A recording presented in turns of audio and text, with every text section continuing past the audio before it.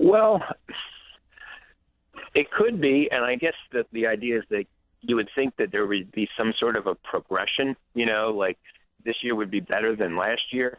And, it doesn't necessarily seem that way. I mean, I think it's pretty safe to say they're going to lose 60 games for the third year in a row. I don't think that's any kind of a stretch.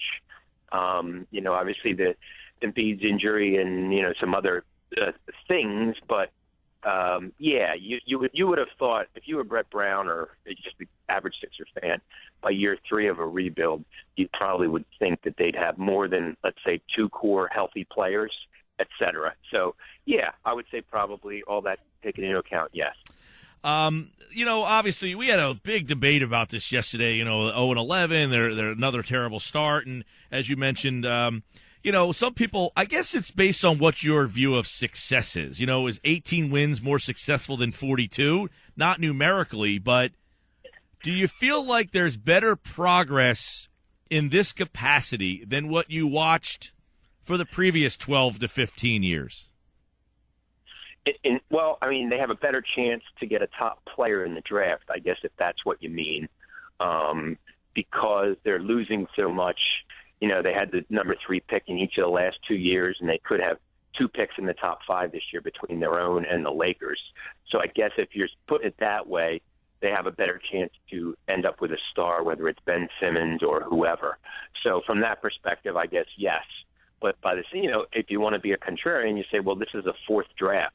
This would be the 4th draft of this rebuilding process.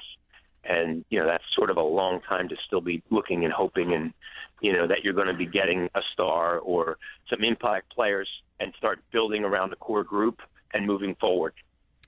Well, the interesting part is, Tom, and I agree, it's very frustrating. It's like you want to rip your hair out, but the other way wasn't working very much either. You were kind of stuck in the middle. You had Thaddeus Young and Evan Turner and Drew Holiday, and it was like, well, you're the 8 seed, but you can't get the player, and you were constantly, running around the hermit wheel there. So here's a question. All right. My thought is this is going to be their 4th draft. Embiid and Sarge, we can't answer. But the other guys that Henke has drafted, has he proven to you that you could trust his draft choices, that he is picking the right guys? Well, Embiid was he's the biggest risk-reward guy. If he's healthy and can end up playing, he could be a star. Now, the fact that he's missing 2 years with a pair of surgeries on his right foot and he's 275 pounds and has to worry about the navicular bone every time he goes out, and plays, theoretically, that is a concern. Carter Williams was a very good pick. Now, if you end up with a 4th pick in the draft this year from the Lakers, from the Carter Williams trade, that's probably a pretty good trade. Him being the 11th pick, 2.5 years ago, that's pretty good value, I would say. Now, I wrote something, I guess, for Sunday, and basically that this thing really comes down to luck in terms of the ping pong balls going the right way, picking the right guy, and perhaps most importantly, that they stay healthy. That's the thing. And you can't predict or project that. Guys could be healthy their whole high school and college careers and then get to the NBA and suffer a crushing injury or something like that. So he has identified guys, and he has, he's not afraid to go big. It wouldn't stun me if he drafted a 4th big man this year, depending where they end up and who the best guy is on the board at the time. He believes in acquiring assets, compiling talent, and then just figuring it out. And if you have too many guys and they're healthy, you make a trade, and maybe you can get your point guard or shooting guard or whatever that way if Stauskas doesn't work out. So, I don't think we can sort of, just like Brett Brown as a coach, you see good things, but he's got so little to work with. I sort of defy anyone to tell me definitively the guy's a great coach or a terrible coach, because you really can't tell. And I think with Sam, it's kind of still a little early, and the jury's still out. Does Sarge come over, and how does Noel progress? I think he'd be a good power forward, but he and Okafor are not an ideal match on offensively. The last time I looked, Noel was shooting 12.5% between 10 and 16 feet. Well, that's where he's going to get a lot of his shots.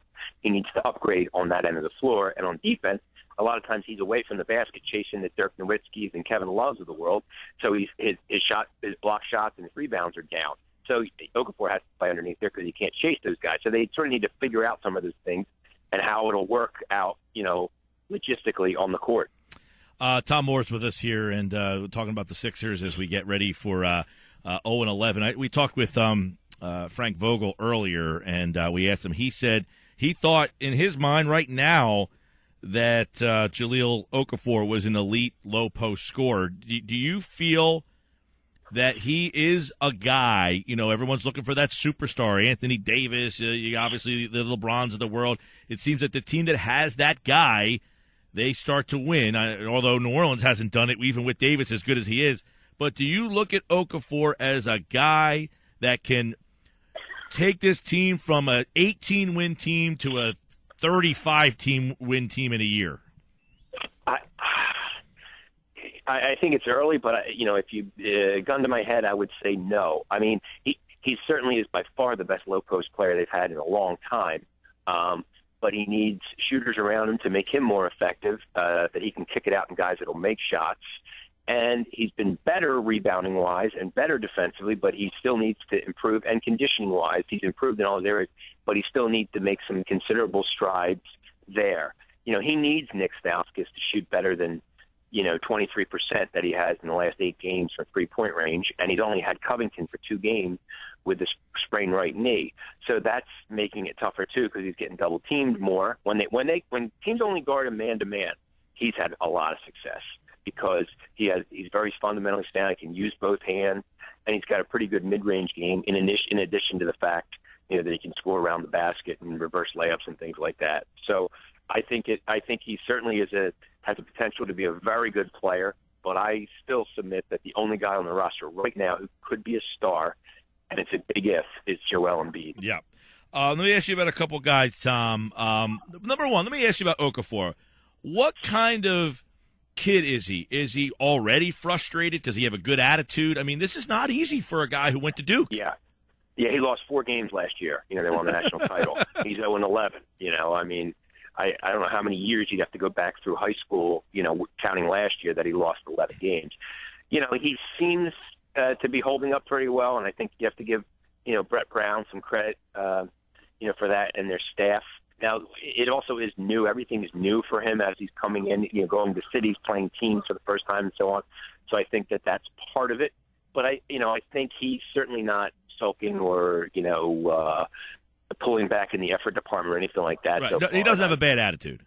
No. He's 19 years old. He's a young kid, but he seems like, he's not going to be a problem in that respect. All right. Tom Moore, Sixers beat writer, Calkins Media, the Bucks County Courier-Times.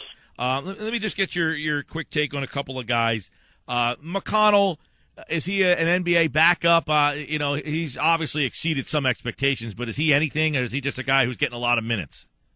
I think, honestly, I think he's a younger version of Kendall Marshall who's going to come back and maybe the starter, but they're both pass-first guys. They both get guys involved. Neither one is a great shooter. McConnell's maybe a little more athletic and a little better on-the-ball defender than Kendall Marshall. Kendall Marshall has a little more experience. But they're similar players. I mean, I could see him getting 18 to 20 minutes, for the rest of the year with this team at point guard. The way he's playing and handling the ball and, he feeds the big guys kind of like Ish Smith did last year. I mean, Nerlens Noel loves playing with him. He finds those guys, and he finds them close to the basket for dunks and layups and so on, which they love. So I think he's a keeper. Other than Stauskas and Covington, which of the rest of these guys has a shot to do something, be somebody, be a somebody? Yeah, that's a good question. I mean, Hollis Thompson has much better numbers than Stauskas. Last year and this year, 3-point wise, a little taller, better defender. Jakar Sampson is a more athletic, and if Stauskas doesn't start making shots, you could see Brett Brown going to one of those 2 guys at the 2 guard. He's already fallen. It seems like he's already dropping him lower in the rotation, right? Well, he still started, but he played the first 3:46 of the second half Monday night in the loss to the Mavericks, missed a 3, committed a foul, and was not seen from again. So he's still apparently a starter, but, you want to see what he can do. You're right. Just let him pump some shots up, right? Let him shoot himself back into it. Well, he should. I mean, they gave him the green light. I think part of it's a confidence factor, but he's one of those guys, Mike, where if he's not making shots, it affects everything else, and he's not a particularly good defender to begin with. Right. So, they're not a great defensive team, and if they're going to struggle defensively, they're not going to beat anybody. So it's kind of a tough decision for Brett Brown and possibly Sam Hinkie, but he needs to make some shots. If he makes shots, it'll be fine. He'll still keep starting. And neither he nor Covington are very good defensively, and they play the 2 and 3. And you know what the 2s and 3s around this league are like. So if he's not making shots, that's a problem. Yeah. All right. Tonight, 76ers taking on the Pacers. You can listen to the game here on 97.3 ESPN. Looking for their first win of another long season. We'll see if the light is closer at the end of the tunnel in a couple of weeks. Tom, always a pleasure, pal. Anytime, Mike. Take care.